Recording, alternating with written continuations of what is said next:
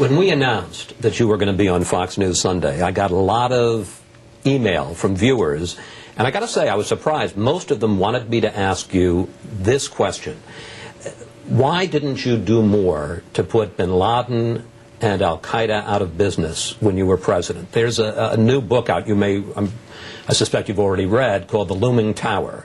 And it talks about the fact that when you pulled troops out of Somalia in 1993, bin Laden said, I have seen the frailty and the weakness and the cowardice of U.S. troops. Then there was the bombing of the embassies in Africa and the attack on the coal. Okay, let's just go through it. May I just finish the question, sir?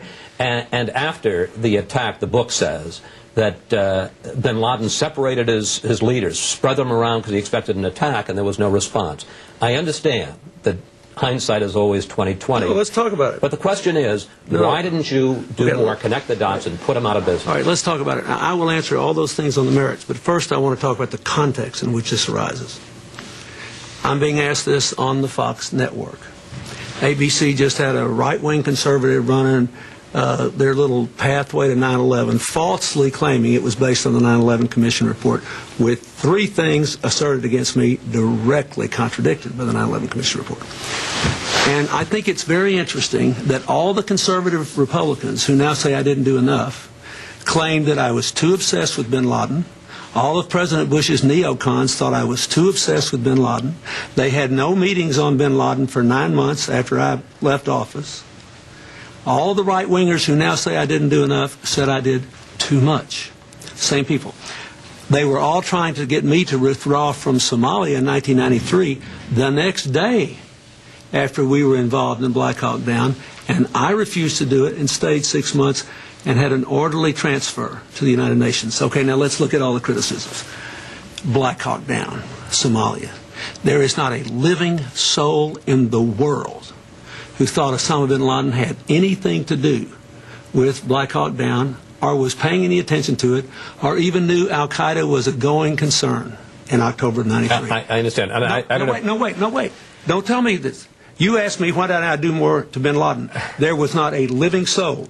All the people who now criticize me wanted to leave the next day. You brought this up, so you get an answer. But you can't. I'm perfectly happy to take it. All right. Secondly, bin Laden says that bin Laden may have said bin Laden says but it showed the weakness of the United States. But it would have shown the weakness if we'd left right away. But he wasn't involved in that. That's just a bunch of bull.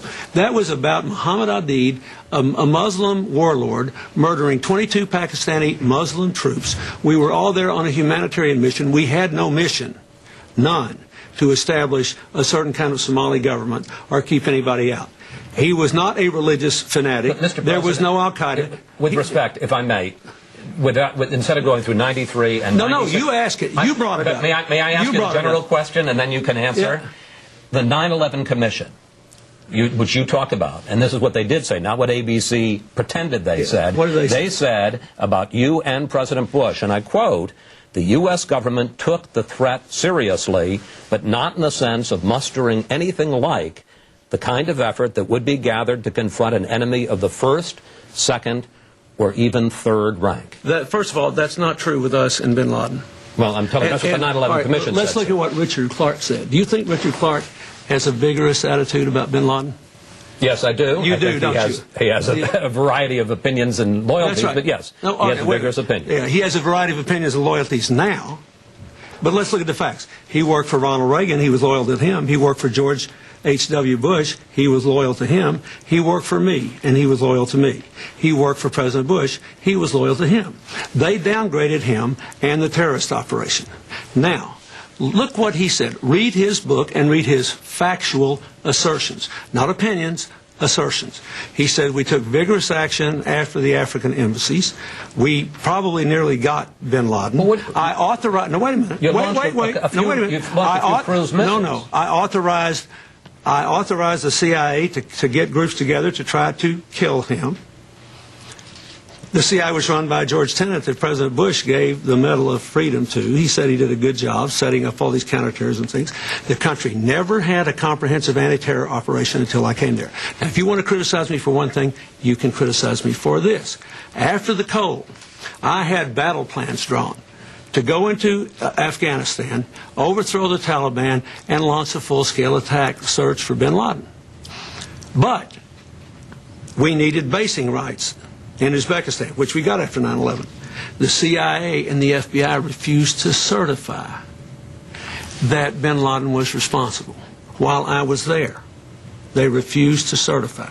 So that meant I would have had to send a few hundred special forces in and helicopters refuel at night. Even the 9/11 Commission didn't do that. Now, the 9/11 Commission was a political document, too. All I'm asking is, anybody that wants to say I didn't do enough, you read Richard Clark's Do you book. think you did enough, sir? No, because I didn't get him. Right. But at least I tried. That's the difference in me and some, including all the right-wingers that are attacking me now.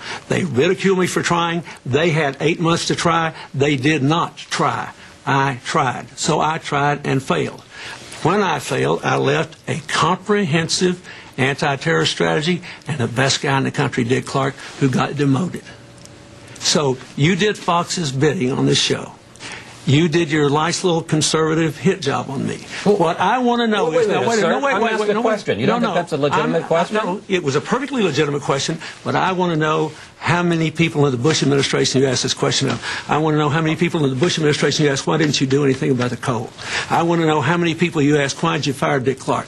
I want to know how many people you asked about this. Did you ever watch Fox News Sunday, sir? I don't believe you asked them that. We asked plenty of questions. You didn't ask that, did you? Tell about the truth, the USS Cole? Tell the truth. With Iraq and Afghanistan, there's plenty of stuff to ask. Did you ever ask that? You set this meeting up because you're going to get a lot of criticism from your viewers because Rupert Murdoch supported my work on climate change. And you came here under false pretenses and said that you'd spend half the time talking about, you said you'd spend half the time talking about what we did out there to raise $7 billion plus in 3 days from 215 different commitments, and you don't care. But President Clinton, if you look at the questions here, you'll see half the questions about that. I didn't think this was going to set you off on such a tear. You launched it set off on a tear because you didn't formulate it in an honest way, and because you people ask me questions, you don't ask the other side. Sir, Richard Clark. That is not true. Richard Clark made it clear in his testimony. Would you like to talk about the Clinton Global Initiative? No, I want to finish this now. All right. Well, all I'm saying is you falsely accused me of giving aid and comfort to bin Laden because of what happened in Somalia. No one knew Al-Qaeda existed then. And but did they know in 1996 when he declared war on the U.S.? Did they know in 1998 Absolutely. When he bombed the two embassies? Did they know in 2000 when he hit the coal? What did I do? I worked hard to try to kill him. I authorized the finding for the CIA to kill him. We contracted with people to kill him. I got closer to killing him than anybody's gotten since. And if I were still president, we'd have more than 20,000 troops there trying to kill him. Now, I've never criticized President Bush, and I don't think this is useful. But you know we do have a government that thinks Afghanistan is only 1/7 as important as Iraq. And you ask me about terror and Al-Qaeda with that sort of dismissive thing, when all you have to do is read Richard Clark's book to look at what we did in a comprehensive, systematic way to try to protect the country against terror. And you got that little smirk on your face, and you think you're so clever. But I had responsibility for trying to protect this country. I tried, and I failed to get bin Laden. I regret it, but I did try. And I did everything I thought I responsibly could. The entire military was against sending special forces into Afghanistan and refueling by helicopter. And no one thought we could do it otherwise because we could not get the CIA and the FBI to certify that Al-Qaeda was responsible while I was president. And so I left office. And yet, I get asked about this all the time. They had 3 times as much time to deal with it, and nobody ever asked them about it. I think that's strange.